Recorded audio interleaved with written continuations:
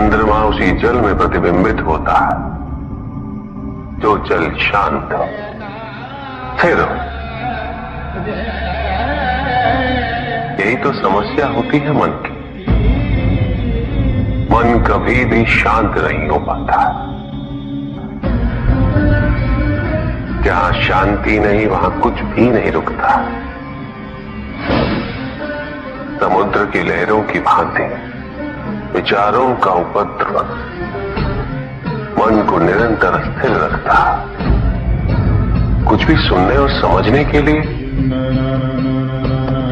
मन का मौन रहना आवश्यक है, किंतु मन मौन रहना नहीं जानता। वो तो निरंतर कुछ ना कुछ कहता रहता। प्रतिपल शब्दों का आक्रमण चलता रहता है मन पर, और यही आक्रमण है जिसके कारण व्यक्ति कभी भी शब्दों के परे नहीं जा पाता। जहां जीवन की सत्यता का बोध उसकी प्रतीक्षा कर रहा होता।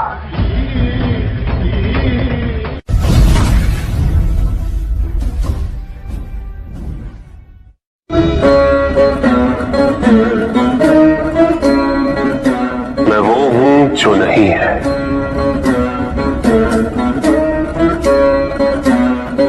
जो नहीं है वो मैं हूं।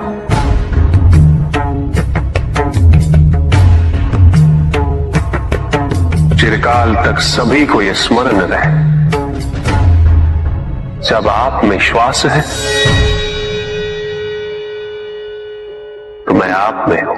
देव देव महादेव शिवा, देव देव। और जिस क्षण आप में श्वास नहीं तब आप मुझ पे हैं। देव शिवा, देव देव महादेव।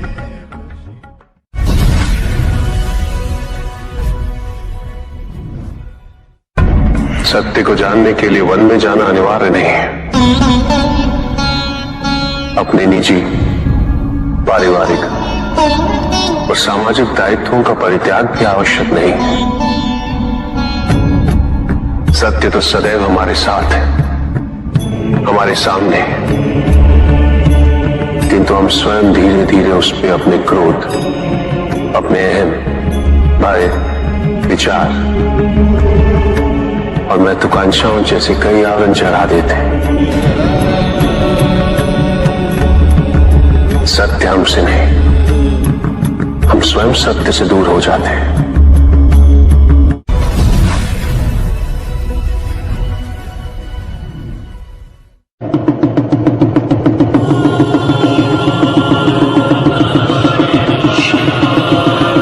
जहां न अमृत, न विष,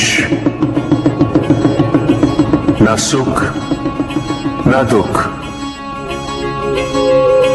न स्वर्ग, न नरक, वही परम आनंद है। उसी परम आनंद तक की यात्रा है तुम्हारी। ये यात्रा आनंद के सानिध्य की है, ये यात्रा सानिध्य के आनंद की है। और इस यात्रा में मैं प्रतिपल तुम्हारे साथ हूं। मुझे ढूंढो मत, केवल पहचानो, तुम ही मैं हूं, मैं ही तुम। हर आरंभ का मैं ही अंत हूं, और हर अंत सदैव मेरा ही आरंभ होगा। देव देव महादेव शिवा, देव देव महादेव शिवा। तुम्हारे साथ चल तुम्हारी अपनी इच्छाओं ने किया है, तुम्हारे हट ने किया है। तुम्हारी अपनी सोच ने किया है। ये रहस्य नहीं कि प्रत्येक आत्मा मुक्ति की इच्छुक होती है। जो मरता है वो है पंचभूतों से निर्मित शरीर,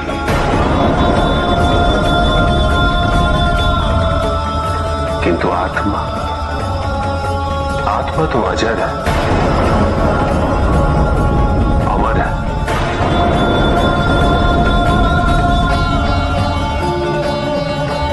जिसकी यात्रा मोक्ष पर संपूर्ण होती,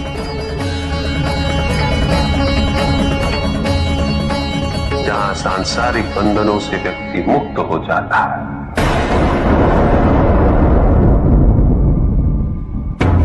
सारी इच्छाएं लुप्त हो जाती। किंतु तुमने तो कभी सत्य की खोज ही नहीं की।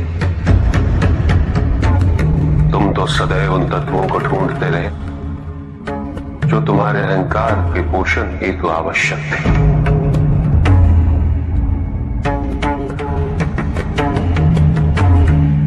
किंतु सत्य तो यही है कि ना कोई तुम्हारा है और ना तुम किसी की। जो है वो परमात्मा का है,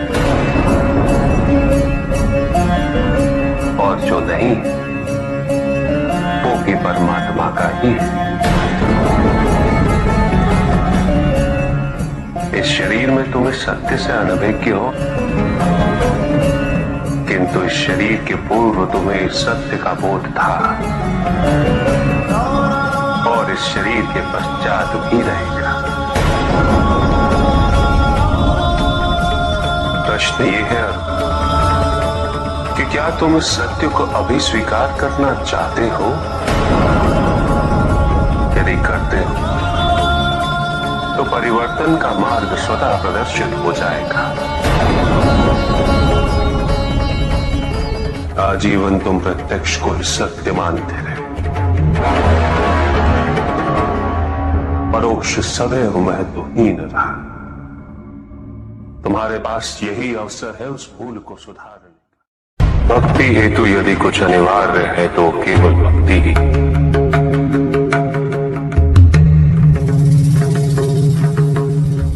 किंतु प्रश्न ये है कि क्या आपकी भक्ति संपूर्ण है? विश्वास और भ्रम के बीच की रेखा अत्यंत महीन होती है।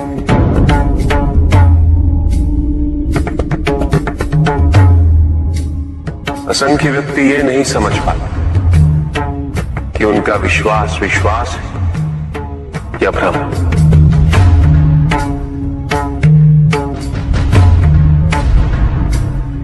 मुझ तक पहुंचने के लिए किसी और की आराधना अनिवार्य नहीं। मेरे सच्चे भक्त तो मुझे किसी भी रूप में पूज सकते, किसी भी रूप में प्राप्त कर सकते। ओम नमः शिवाय। पुरुष और प्रकृति एक है, वो कभी पृथक नहीं हो सकते। शक्ति शिव के बिना अधूरी है,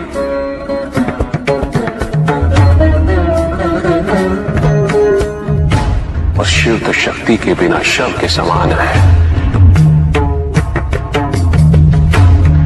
शिव शक्ति पुरुष प्रकृति का संतुलन सदैव अनर्थकारी सिद्ध होगा।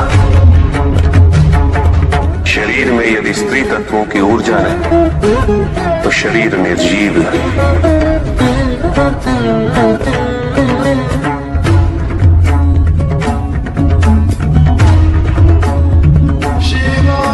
शक्ति और शिव के संपूर्ण रहस्यों को समझ लेना भक्ति, ज्ञान और तपस्या की पराकाष्ठा है।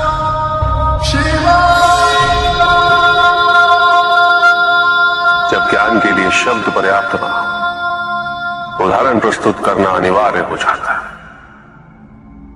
केवल आपके लिए ही नहीं, अपितु आपके माध्यम से समस्त संसार को शिव और शक्ति की संयुक्ता से पुनः अवगत कराना इस प्रसंग का उद्देश्य था,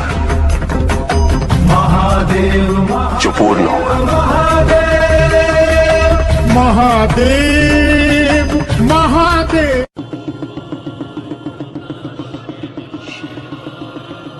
जहां न अमृत न विष, न सुख न दुख, ना स्वर्ग ना नरक, वहीं परम आनंद है। उसी परम आनंद तक की यात्रा है तुम्हारी। ये यात्रा आनंद के सानिध्य की है। ये यात्रा सानिध्य के आनंद की है। और इस यात्रा में मैं प्रतिपल तुम्हारे साथ हूं। मुझे ढूंढो मत, केवल पहचानो, तुम ही मैं हूं, मैं ही तुम। हर आरंभ का मैं ही अंत हूं, और हर अंत सदैव मेरा ही आरंभ होगा। देव देव महादेव शिव।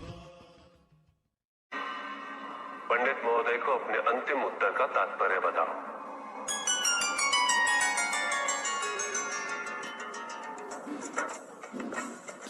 तात्पर्य ये है पंडित जी,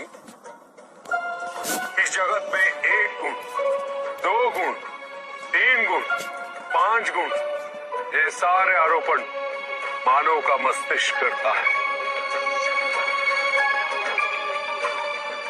अन्यथा जगत तो ब्रह्म माया है, और ये सारे गुण भी माया मात्र है। सब कुछ निर्गुण है मेरे महादेव की भांति।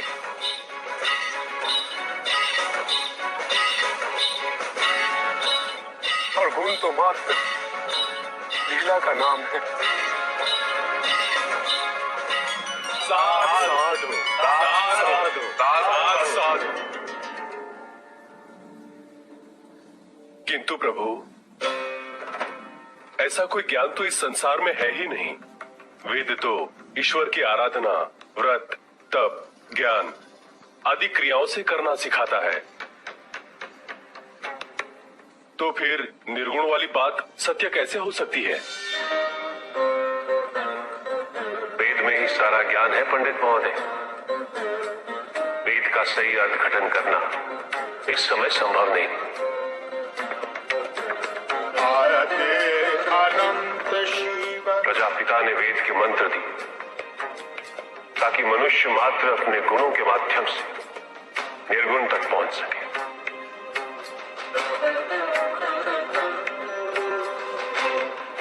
किंतु आप सब गुणों की मीमांसा में ही रुक गए। प्रश्न भी आपका और उत्तर भी आप ही का। व्रत, तप, दान, यज्ञ इत्यादि से ही संसार का निर्वाह होता है।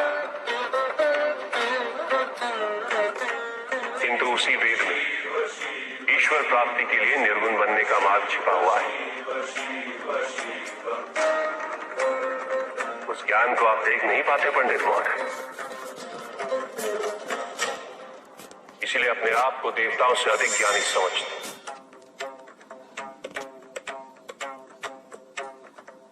पंडित महोदय, ज्ञान का भ्रम अज्ञानता का प्रथम लक्षण है। इस प्रकार भरे हुए पात्र में कुछ नहीं समा था, उसी प्रकार ज्ञान के अहंकार से भरे मन में अधिक ज्ञान नहीं समा था।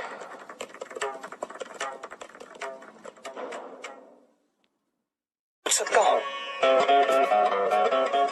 अवश्य ऋषि। जहां प्रश्न नहीं वहां जिज्ञासा नहीं,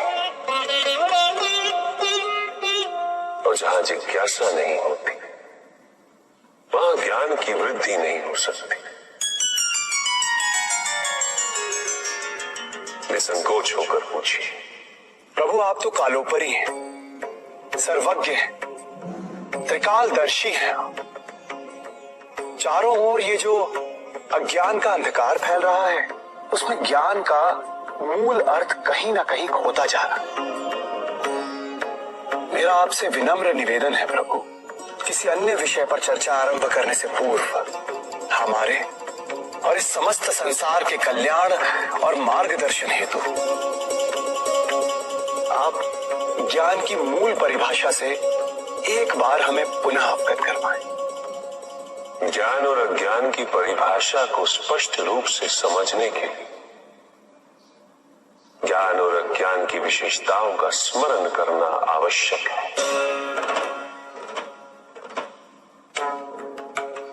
जिसके कारण स्वार्थ, विनाश, क्रूरता, अशांति और भय में वृद्धि हो, वह ज्ञान है। किंतु जो व्यक्ति को उदार, निर्भीक, सहनशील और विनम्र बनाए, वही ज्ञान है। अज्ञान की शक्तियां दुरुपयोग करने हेतु प्रेरित करती हैं, किंतु जो अपनी शक्तियों और अपने सामर्थ्य के प्रति अपने उत्तरदायित्व को समझाए, जो न केवल अपने अपितु अपने से पहले संसार के उद्धार हेतु प्रोत्साहित करे, वो ज्ञान है। ज्ञान का मूल उद्देश्य ही परोपकार है, सृजन है, दूसरों की भावनाओं को समझना, उनका आदर करना, यही ज्ञान है। क्योंकि ज्ञान हमें न केवल अपने अपितु दूसरों के दुख और सुख के प्रति भी संवेदनशील बनाता है।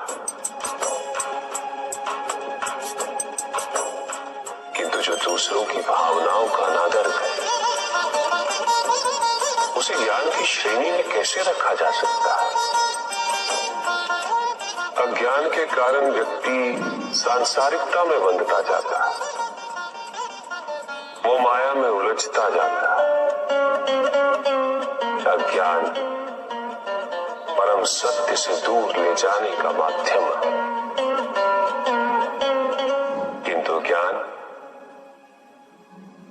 व्यक्ति को परम सत्य की ओर ले जाता है। ज्ञान मुक्तिदायक है, मोक्ष का मार्ग है, और इस मुक्तिदायक ज्ञान का सर्वोच्च रूप है आत्मज्ञान, और यही ज्ञान की पूर्णता भी है। ज्ञान और अज्ञान का ये अंतर संसार में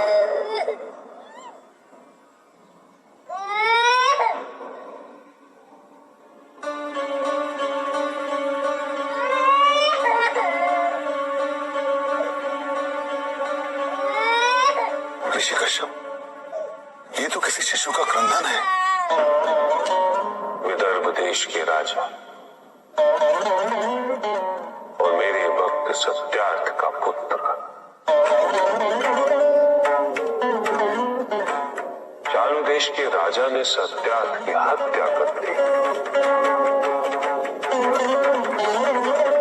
सत्यार्थ की पत्नी ने अपने शिशु के साथ अपनी रक्षा करने हेतु वन में शरण ली, किंतु अब तो वो भी मृत्यु को प्राप्त हो चुकी है।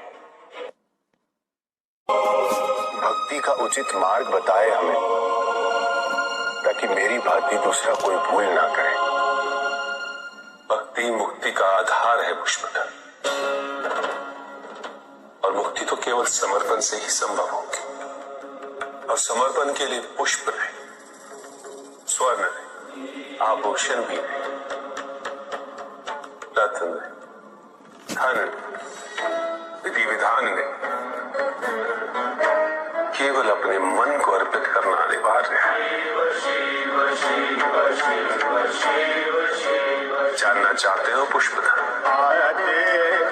कि वो कौन से पुष्प हैं जो मुझे अत्यंत प्रिय है? इंद्रियों का नियंत्रण, दया, शांति, तप, क्षमा, ध्यान और सत्य। और जब कोई मेरी इन पुष्पों से आराधना करे, मैं अवश्य प्रसन्न होता हूं। भक्ति में भव्यता आवश्यक नहीं है पुष्पदल, अभी तो सरलता आवश्यक है। भक्त के लिए ये समझना अत्यंत कठिन हो जाता है। प्राय भक्ति कब मोह में परिवर्तित हो जाती है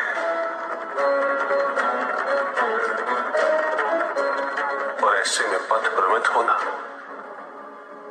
अनिवार्य है।